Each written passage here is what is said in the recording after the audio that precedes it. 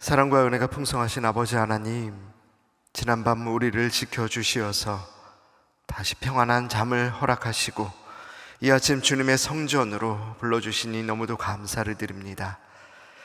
주님, 오늘 하루를 시작하기 전 이 조용한 새벽 아침에 주님이 주신 많은 것들을 떠올려보며 함께 기도합니다.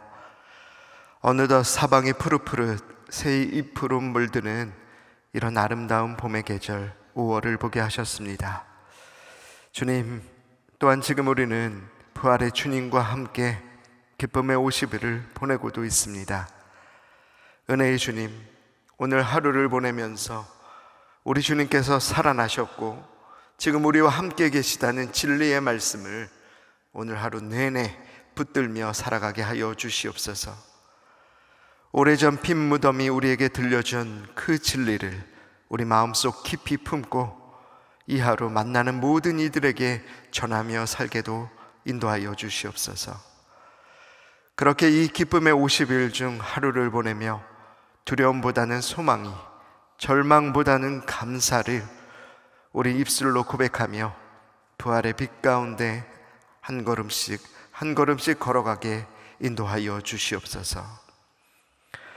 긍휼이 풍성하신 아버지 하나님, 하지만 그럼에도 우리는 바쁜 일상 속을 살아가다 부활의 기쁨을 순간순간 잊은 채 살 때가 참 많이 있었습니다. 베푸신 은혜에 대한 감사도 잊어가다가 어느덧 감사보다는 당장에 부족한 것을 불평하며 살아갈 때도 있었습니다. 주님, 일상 속에 주님이 마련하신 기쁨도 놓치며 살아왔습니다. 기쁨과 감사가 한낱 감정의 모양, 또 태도가 아닌 우리 스스로 지키고 붙들어야 할 믿음의 고백이었음도 깨닫지 못했습니다. 주님, 우리 믿음의 연약함을, 또 우리의 무지함을 불쌍히 여겨 주시옵소서. 성령의 은혜로 이 새벽 다시 믿음의 눈을 회복하게 하시고 잃었던 기쁨을 다시 찾게 하시며 빼앗겼던 감사의 마음도 회복하게 하여 주시옵소서. 그리하여 기쁨을 잃은 삶의 자리에서 더 깊이 기도하고 더 감사를 표현하며 사는 우리 모두가 되게 하여 주옵소서. 역사를 주관하시는 아버지 하나님, 지금 우리가 살아가는 이 시대의 당면의 문제를 놓고 주님 앞에 겸손히 나와 기도를 드립니다. 미국과 이란 사이의 종전 협상의 지지부진한 모습을 보며 안타까운 가운데 우리가 함께 기도합니다. 이렇게 시간이 할 일 없이 흐르는 동안에 전쟁의 참혹한 폐허 속에서 여전히 신음하며 울부짖는 남겨진 영혼들을 기억하며 우리가 주님께 간절히 기도합니다. 주님, 같은 시대 아래, 같은 해 아래에 있어도 죽음의 공포 속에 매일매일을 두려움 가운데 사는 모든 이들을 주님 기억하시고 돌보아 주시옵소서. 세계 곳곳에 좀처럼 그치지 않는 다툼과 분쟁을 또한 주님 멈추어 주시옵소서. 우리의 손으로는 풀 수 없는 이 복잡한 매듭 가운데 주님 친히 개입하여 주셔서 폭력의 악순환은 끊어지고 닫힌 협상의 자리는 평화를 향한 진실하고도 의미 있는 걸음을 시작하게 하여 주옵소서. 은혜의 주님, 이 시대의 모든 전쟁으로 인한 여파가 실질적으로 우리의 식탁과 일터에까지 깊은 영향을 끼치고 있습니다. 이번 주 월요일부터 고유가 피해 지원금이 배포될 만큼 실질적으로 우리의 안방까지 그 영향이 미치고 있습니다. 이런 우리 사회의 무거운 현실적 위기를 돌아봐 주시옵소서. 이 위기를 잘 넘어갈 수 있는 분별 있는 정책들이 마련되게 하시고 그 정책들이 연속성 있게 이어져서 어려움 가운데 있는 많은 이들을 위로하는 실질적인 힘이 되게 하여 주옵소서. 이를 위해 위정자들에게는 멀리 보는 눈과 자기를 내려놓는 지혜를 허락하여 주시고 이 땅의 모든 교회들 또 모든 신앙인들에게 이 시간 이 나라와 이 민족을 위해 포기치 않고 인내로 기도하는 마음 또한 허락하여 주옵소서. 사랑의 주님, 이 시간 우리 소망교회를 위하여 함께 기도합니다. 특별히 소망의 환우들을 기억하며 기도합니다. 긴 치료의 시간을 묵묵히 견디고 있을 환우들, 검사 결과를 기다리며 잠 못 이루고 있는 그 환우들과 가족 모두를 기억하며 긍휼히 여겨 주시옵소서. 은혜의 주님, 그들의 간절함 속에 드리는 모든 기도에 응답하시사 어느 시간 어느 자리에 있든 그들 모두가 부활의 소망 안에 매일매일을 승리 가운데 맞이할 수 있도록 주님 또한 인도하여 주옵소서. 이제 말씀의 자리로 나아갑니다. 이 시간 우리의 마음과 귀를 주님 열어 주시옵소서. 이 시간도 분주하게 일렁이는 우리 마음속의 말들, 생각들을 잠재워 주시고 다만 주님의 세미한 음성 앞에 우리의 마음 문을 열 수 있도록 하여 주옵소서. 들음에서 그치지 않게 하여 주시고 다만 아는 데서 멈추지 않도록 이 말씀으로 오늘 하루를 진실되게 살아내게 하여 주옵소서. 이 모든 말씀 언제나 우리의 간구를 들으시고 응답하시는 우리 구주 예수님의 이름으로 감사하며 기도합니다. 아멘. 오늘 우리에게 주신 하나님의 말씀은 말라기서 1장 1절에서 5절까지의 말씀입니다. 말라기서 1장 1절부터 5절까지의 말씀을 함께 한 목소리로 읽겠습니다. 여호와께서 말라기를 통하여 이스라엘에게 말씀하신 경고라. 여호와께서 이르시되 내가 너희를 사랑하였노라 하나 너희는 이르기를 주께서 어떻게 우리를 사랑하셨나이까 하는도다. 나 여호와가 말하노라. 에서는 야곱의 형이 아니냐. 그러나 내가 야곱을 사랑하였고 에서는 미워하였으며 그의 산들을 황폐하게 하였고 그의 산업을 광야의 이들에게 넘겼느니라. 에돔은 말하기를 우리가 무너뜨림을 당하였으나 황폐된 곳을 다시 쌓으리라 하거니와 나 만군의 여호와는 이르노라. 그들은 쌓을지라도 나는 헐리라. 사람들이 그들을 일컬어 악한 지역이라 할 것이요 여호와의 영원한 진노를 받은 백성이라 할 것이며 너희는 눈으로 보고 이르기를 여호와께서는 이스라엘 지역 밖에서도 크시다 하리라. 아멘. 오늘부터 우리는 구약의 마지막 예언서인 말라기서를 시작하게 됩니다. 말라기라는 이름은 히브리어로 나의 사자라는 뜻을 가지고 있습니다. 즉 말라기는 그 이름처럼 구약의 때 하나님께서 마지막으로 보내신 그의 사자였습니다. 그런 그가 그분의 사자, 메신저가 되어서 처음으로 선포했었던 메시지가 무엇이었을까요? 우리 다 같이 함께 읽으신 1절 말씀 다시 한 목소리로 읽어보겠습니다. 여호와께서 말라기를 통하여 이스라엘에게 말씀하신 경고라. 1절 말씀은 말라기서 전체의 성격을 단 한마디로 그렇게 설명해 줍니다. 그것은 바로 경고였다는 것입니다. 그런데 여기서 우리는 하나 질문을 할 수 있어야만 합니다. 우리 주님께서 왜 이스라엘에게 경고의 말씀을 하셨을까? 그냥 침묵하셨어도 괜찮았습니다. 그냥 짐짓 모른 척 하시고 지나가셨어도 아무 문제가 없었다는 것입니다. 사실 경고라는 것이 그렇지 않습니까? 사실 경고는 듣는 사람이나 말하는 사람이나 모두 부담스럽고 꺼려지는 방식이라는 것입니다. 그럼에도 불구하고 우리 하나님께서는 굳이 이 경고의 방식을 이스라엘 백성에게 택하셨다는 것입니다. 생각해 보면 경고는 관계 회복에 대한 일말의 기대가 있을 때 이루어지는 것입니다. 그러므로 우리에게 하나님께서 경고의 말씀을 하실 때는 이 관계에, 우리와의 관계에 아직 회복의 여지가 있다, 그렇게 믿으셨다는 것입니다. 우리 이번에는 2절 말씀을 함께 한 목소리로 읽어보겠습니다. 여호와께서 이르시되 내가 너희를 사랑하였노라 하나 너희는 이르기를 주께서 어떻게 우리를 사랑하셨나이까 하는도다. 나 여호와가 말하노라. 에서는 야곱의 형이 아니냐. 그러나 내가 야곱을 사랑하였고. 2절 말씀을 보시면 하나님께서 먼저 우리에게 찾아와 주시어서 이렇게 말씀하셨다는 것을 알 수가 있습니다. 내가 너희를 사랑하였노라 라고 말입니다. 이것은 우리 하나님의 자기 고백이었습니다. 자녀들을 향한 그분의 사랑의 진실된 고백이었다는 것입니다. 그런데 말라기가 선포하듯 그런 하나님의 사랑의 고백을 들은 이스라엘 백성들의 반응이 시원찮습니다. 이스라엘의 반응이 너무도 냉소적이고 차가웠다는 것입니다.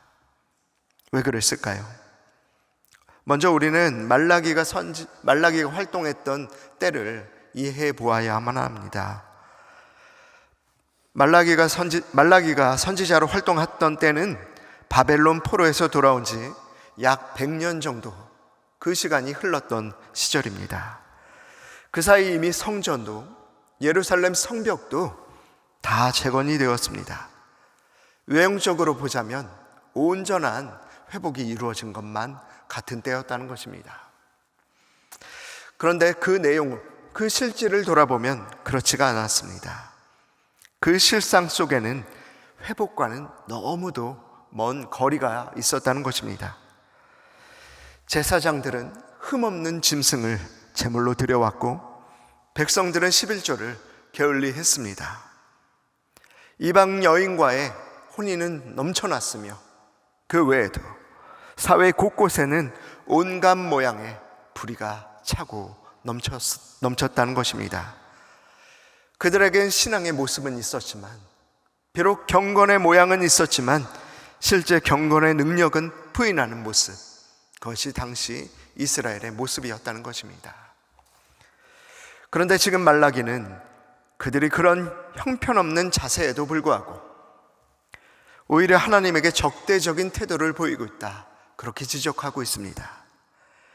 그들이 너무도 어처구니 없게도 우리 하나님의 사랑을 의심하고 있다는 것입니다. 그런데 또 한편 그의 삶의 자리로 들어가 보면 어느 정도 납득할 만한 삶의 정황들이 있기는 했습니다. 꿈에 그리던 고향 땅 가운데 돌아왔는데 성전도 성벽도 다 재건이 되었는데 여전히 그들의 삶이 나아지고 있지 않기 때문입니다. 여전히 팍팍했었고 이전의 영광이 다 사라진 듯 보여지기 때문입니다. 그러한 피로함과 절망 가운데서 지금 이스라엘 백성들이 여호와 하나님께 묻고 있는 것입니다. 주님, 주께서 우리를 어떻게 사랑하셨나이까? 라고 말입니다. 그들의 물음 가운데는 분명 원망이 섞여 있었습니다. 그래서 따지고 의심하는 모습이 그들의 모습 가운데 엿보였다는 것입니다. 주님, 언제요? 또 어디서 우리에게 사랑을 주셨다 말씀하시는 것입니까? 이런 원망이 섞여 있었다는 것입니다. 나는 그런 실체를 도무지 본 적이 없으니까 주님, 증거를 보여주십시오 라고 말하고 있는 것도 같습니다. 그런데 이스라엘의 이러한 물음은 우리 자신에게도 있지 않습니까? 우리가 기도를 계속 이어가고 있는데 그 오랜 기도에 응답이 없을 때, 믿음대로 살아왔는데 상황이 더더욱 나빠질 때 우리도 마치 이와 같은 물음을 갖게 된다는 것입니다. 하나님, 정말 저를 사랑한다 말씀하십니까? 어떻게 사랑해 주셨습니까? 이것은 사실 우리의 불신앙이라기보다는 우리의 어쩌면 솔직한 마음의 토로일지 모릅니다. 하나님은 그런 우리의 답답함을 모르지 않으셨습니다. 그래서 그 질문 가운데서도 외면하지 않으셨습니다. 답답한 마음을 토로하고 있는 이스라엘 백성의 물음에 답하셨다는 것입니다. 나 여호와가 말하노라. 에서는 야곱의 형이 아니냐. 그러나 내가 야곱을 선택하였다 라고 말입니다. 사랑의 증거를 보여달라 요구하며 따지고 있었던 이스라엘 백성에게 하나님이 지금 제시하신 증거가 무엇입니까? 그것은 바로 선택이었다는 것입니다. 에서와 야곱 두 형제 중에 하나님이 야곱을 선택하였다, 지금 말씀하고 계시는 것입니다. 그런데 인간적인 기준으로 바라봤을 때 에서가 먼저 선택되어야 하는 것이 맞지 않습니까? 그가 장자였고 족장으로서 가족을 이끌 힘이나 강단을 보더라도 에서가 택해지는 것이 맞았다는 것입니다. 그에 비해 야곱의 모습은 어떠했습니까? 야곱은 차남이었고 조용히 장막에 거주했었던 자였습니다. 인간적으로 바라본다면 에서를 선택하는 것이 맞다, 그렇게 느껴졌던 상황이었다는 것입니다. 하지만 그럼에도 불구하고 하나님은 야곱을 선택하셨습니다. 왜 그러셨을까요? 야곱이 더 훌륭했기 때문이 아닐 것입니다. 그가 더 도덕적이기 때문임도 아니었을 것입니다. 야곱의 선택 앞에 우리는 분명히 기억할 수 있어야만 합니다. 하나님이 야곱을 선택하신 것은 다른 무엇이 아니라 오직 그분의 주권적인 사랑 때문이었다라는 것을 말입니다. 사랑은 선택으로만 증명이 됩니다. 진심으로 우리가 사랑을 한다면 불리한 조건 가운데서도 그 대상을 선택하게 된다는 것입니다. 하나님이 부족한 야곱을 선택하셨다는 것, 그것이 바로 그분의 부인할 수 없는 사랑의 증거였다 말씀할 수 있다는 것입니다. 그런데 우리 하나님께서는 여기서 한 걸음 더 나아간 사랑을 지금 야곱에게 보여주고 계십니다. 그것이 무엇이냐면 바로 두 방향의 사랑을 보여주고 계셨다는 것입니다. 사랑의 한 방향은 사랑하는 이가 좋아하는 것을 선택하고 보여주는 것에 있습니다. 그래서 그 사람에게 기쁨을 주고 그 사람이 원하는 것을 채워주는 것에 있습니다. 반면에 사랑의 또 다른 방향이 있습니다. 그것이 무엇이냐면 그 사람이 싫어하는 것, 미워하는 것을 택하지 않는 것입니다. 더 나아가 사랑하는 이가 싫어하고 두려워하는 것, 그것으로부터 그를 지켜주는 그런 모양의 사랑이 또한 있다는 것입니다. 우리가 누군가를 진정으로 사랑한다고 했을 때 우리는 이 두 방향의 사랑을 다 표현할 수 있어야만 합니다. 두 방향의 사랑을 골고루 보여줄 수 있을 때야만 우리는 비로소 성숙한 사랑을 하고 있다 말씀할 수 있다는 것입니다. 지금 하나님께서는 야곱에게 또 이스라엘에게 이 두 방향의 사랑을 보여주셨습니다. 한편으로는 야곱을 선택해서 약속의 땅을 주시고 또한 그 민족을 크게 이루게 하셨습니다. 동시에 또 한편으로 하나님은 야곱이 싫어하는 것을 피해 주셨습니다. 그들이 무서워하는 것들, 야곱이 무서워했던 에서 곧 그의 대적 에돔을 심판하시고 제거하여 주셨다는 것입니다. 그처럼 하나님은 야곱이 원하는 것을 향하여 나아가셨고 또한 싫어하는 것을 막아주셨다는 것입니다. 부족하고 흠 많은 야곱을 위하여 하나님의 사랑은 이처럼 양방향 전폭적인 사랑이 이루어진 것입니다. 그에 비하여 이스라엘의 사랑의 모습은 어떠했습니까? 말라기 시대에 이스라엘 백성들이 그분에게 보여준 사랑의 모습은 어떠하였습니까? 그들은 하나님의 이와 같은 전폭적인 사랑을 받았으면서도 도무지 그들의 사랑의 모습을 어느 방향으로도 느낄 수 없도록 그렇게 행동했다는 것입니다. 먼저 그들은 하나님이 기뻐하시는 모습을 드리지 못했습니다. 온전한 예배, 흠없는 제물, 진심 어린 헌신이 도무지 그들의 삶 가운데 느껴지지 않았습니다.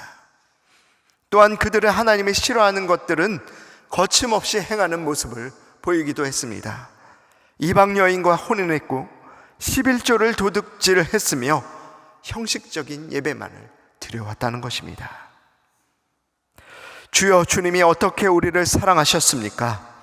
그렇게 그들은 끊임없이 물었지만 정작 그들의 삶 가운데는 하나님의 사랑의 모습이 조금도 느껴지지 않았다는 것입니다. 하지만 그런 그들이었음에도 불구하고 하나님은 그들에 대한 사랑을 멈추지 않으셨습니다. 우리 3절의 말씀을 다 같이 읽어보겠습니다. 에서는 미워하였으며 그의 산들을 황폐하게 하였고 그의 산업을 광야의 이리들에게 넘겼느니라. 여기서 미워한다는 표현은 문자 그대로 미워한다는 말이 맞습니다. 하지만 이는 하나님께서 에서의 존재 자체를, 에서라는 사람 자체를 미워하셨다는 뜻이 아닙니다. 그의 잘못된 행동들, 다른 것보다 하나님을 우선시했던 그의 행동들을 미워했다는 말입니다. 역사적으로도 에서의 후손이었던 에돔의 잘못된 그런 행동들이 있었습니다. 마치 그들은 이스라엘의 대적처럼 행동해 왔습니다. 바벨론의 침략이 있을 때 이스라엘이 고통받는 것을 방관하였으며 심지어 그들의 전투 가운데 반대로 대적으로서 가담하기도 했었습니다. 그로 인한 그들의 결과가 어떠하였다? 3절은 말씀하고 있습니까? 에서의 산들이 황폐해졌고 그들의 산업이 광야의 이리에게 넘어갔습니다. 에돔의 이전의 영광이 사라진 것입니다. 우리는 여기서 중요한 메시지 하나를 또한 발견할 수 있어야만 합니다. 우리가 하나님의 선택 밖에 있을 때, 그분의 택하심을 입지 못하고 미움을 받게 될 때 우리의 안전을 담보할 수 없다는 것입니다. 우리가 하나님의 사랑 안에 들어있을 때, 또한 그분의 택하심 가운데 있을 때에만 우리는 비로소 진정한 안전과 영화를 얻을 수 있다는 것입니다. 우리 마지막으로 4절과 5절의 말씀 한 목소리로 읽어보겠습니다. 에돔은 말하기를 우리가 무너뜨림을 당하였으나 황폐된 곳을 다시 쌓으리라 하거니와 나 만군의 여호와는 이르노라. 그들은 쌓을지라도 나는 헐리라. 사람들이 그들을 일컬어 악한 지역이라 할 것이요 여호와의 영원한 진노를 받은 백성이라 할 것이며 너희는 눈으로 보고 이르기를 여호와께서는 이스라엘 지역 밖에서도 크시다 하리라. 아멘. 그런데 하나님의 이러한 심판 앞에서도 에돔은 포기하지 않겠다, 그렇게 말하고 있습니다. 우리가 무너뜨림을 당하였으나 황폐해진 이 터전을 다시 쌓을 것이다, 그렇게 선언하고도 있습니다. 그런데 그런 그들의 의지에 찬물을 끼얹는 듯한 하나님의 말씀이 이어집니다. 나 만군의 여호와는 이르노라. 그들은 쌓을지라도 나는 헐리라. 언뜻 보면 참으로 냉정한 말씀처럼 들리지만 하나님의 마음은 이러했습니다. 하나님의 헐겠다 말씀하신 것은 하나님과의 관계가 회복되지 않은 채 이루어지는 이와 같은 모든 인간적인 노력들, 의지들을 폐하겠다 말씀하셨다는 것입니다. 지금 에돔의 문제는 실패에 있지 않았습니다. 지금 그들이 마주하고 있는 가장 큰 문제는 하나님 없이 스스로 해결하려는 태도, 그 인간적인 교만에 있었다는 것입니다. 오늘 본문 마지막 절 5절은 선포로 끝나고 있습니다. 그것은 여호와께서 이스라엘 지역 밖에서도 크심을 그들의 눈으로 보게 될 것이다 라는 선포였습니다. 하나님의 통치는 이스라엘의 국경 가운데, 국경 안에 머물러 있지 않았습니다. 에돔에도 그 영향력이 미치고 모든 열방 가운데에서도 그 영향력이 미쳤다는 것입니다. 말라기 시대 사람들은 좁은 시야에만 갇혀 있었습니다.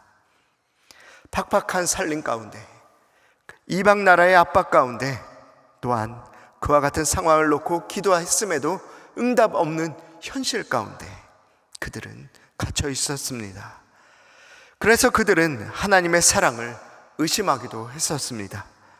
그런 그들에게 우리 하나님이 말씀하십니다. 눈을 들어 나 여호와가 일하는 것을 보아라. 여전히 이스라엘 밖에서도, 너의 시야 밖에서도 일하는 나의 모습을 보아라 라고 말입니다. 사랑하는 성도 여러분, 이제 말씀을 정리해 보겠습니다. 오늘 본문 말라기서 1장 1절에서부터 5절까지의 말씀의 핵심은 이것이었습니다. 하나님이 우리에게 먼저 찾아와 말씀해 주셨다는 것입니다. 내가 너희를 사랑하였노라 라고 말입니다. 우리는 택하심을 받은 하나님의 백성입니다. 또한 하나님은 우리를 향하신 사랑, 그 사랑을 양방향, 두 방향으로 그렇게 표현해 주셨습니다. 우리에게 복을 주시고 우리의 안전을 지켜주셨습니다.